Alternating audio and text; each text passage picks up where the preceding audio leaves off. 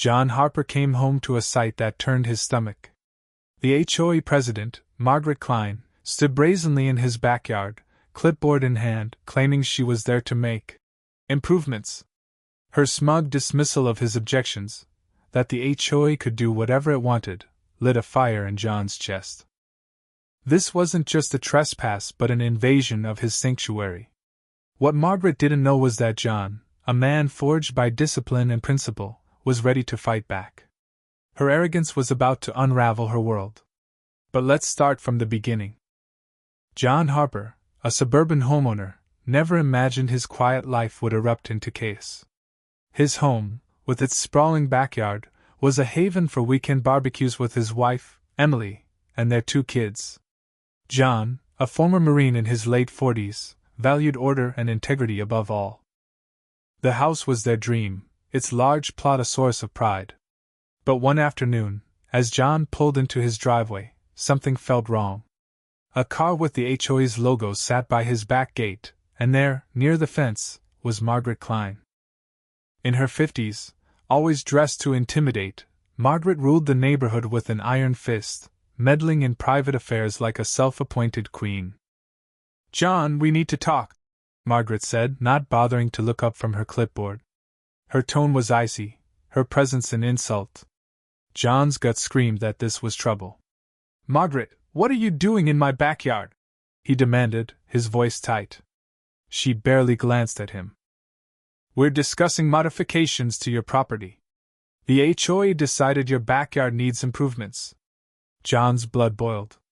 Improvements? He hadn't approved anything. "You don't have permission to be here, let alone touch my property," he snapped. Margaret smirked, as if she'd heard this before from weaker men. "You signed documents when you moved in," she said smoothly. "We reserve the right to make changes as we see fit." John's anger surged. He'd never agreed to that. The HOA was supposed to enforce basic rules: mow your lawn, keep things tidy, and not invade his private space. "Get off my property, Margaret. Now. Or I'm calling the police." Her face flushed, but she didn't budge. "You'll regret this, John," she hissed, storming off. "Expect fines. The board will handle this." As she vanished, John stood frozen, fury coursing through him. Who did she think she was? He'd worked too hard for his home to let this slide. This was war. Days later, a letter from the HOA arrived, claiming John had violated neighborhood guidelines with unapproved alterations to his backyard. The fine? $500. John stared at the paper, incredulous. Alterations? His yard was the same as always, well kept, unchanged. This was a lie, a power grab.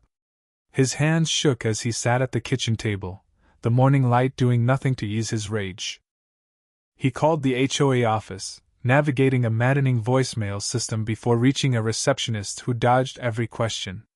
Finally, Margaret came on the line.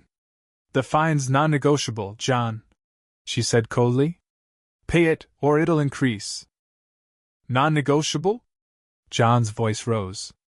"You've got no right to enter my property and make up violations." Margaret's tone was ice. "Do what you must, but we have the community's backing and legal power. You can't win." The audacity. John hung up, his mind racing. This wasn't just about $500. It was about control, manipulation, and the HOA's relentless overreach. He wouldn't let Margaret bully him. He couldn't. John wasn't just a homeowner, he was a fighter. The fine hardened his resolve. Over the next weeks, he became a man possessed, documenting everything: photos of his untouched backyard, every HOA notice, every word from Margaret. His hands trembled with frustration, but he knew evidence was his weapon. He reached out to neighbors, hoping for allies. Stories poured in: fines for minor infractions, threats of property damage, even cameras installed in backyards without consent. The HOA's grip was suffocating, and John's anger grew. This wasn't just his fight anymore, it was a battle against the corrupt system. Determined to strike back, John hired Sarah Bennett, a lawyer known for dismantling rogue HOAs. Sarah's eyes gleamed when John laid out the case. "They'll regret crossing you," she said confidently. "We'll take them to court, but we need more dirt." With Sarah's guidance, John contacted local media, determined to expose the HOA's tactics.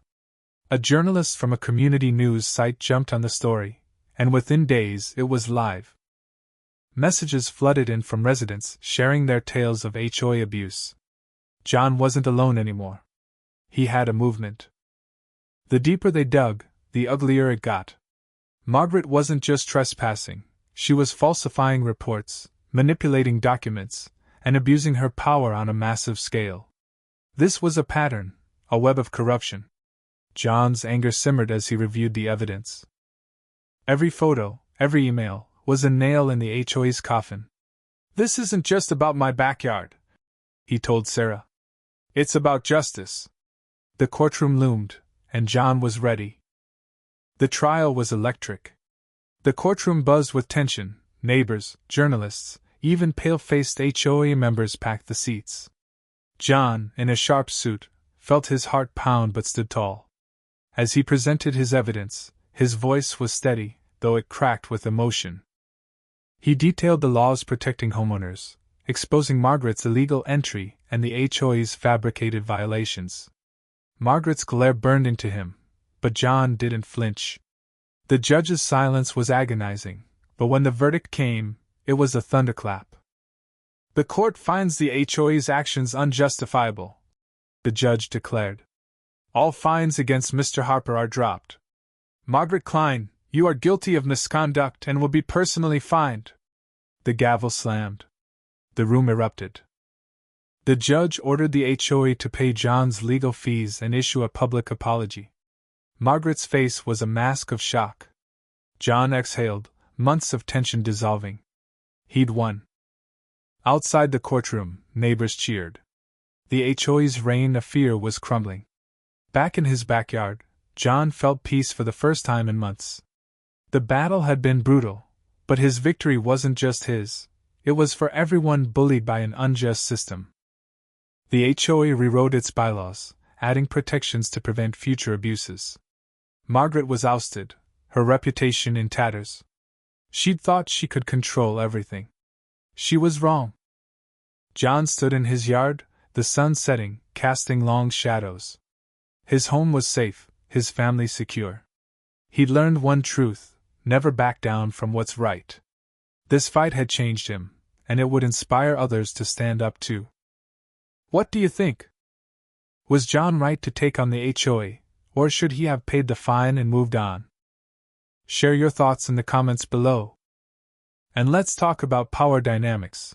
When is it okay to push back, and when does it go too far? Hit that like button if you're Team John, and subscribe for more stories of justice.